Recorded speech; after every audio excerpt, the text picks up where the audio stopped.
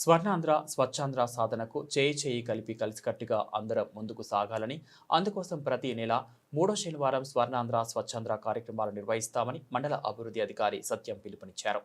ప్రకాశం జిల్లా కొమరూరులో స్వర్ణాంధ్ర, స్వచ్ఛాంధ్ర కార్యక్రమంలో భాగంగా పరిశుభ్రతపై అవగాహన కల్పిస్తూ భారీ ర్యాలీ నిర్వహించారు.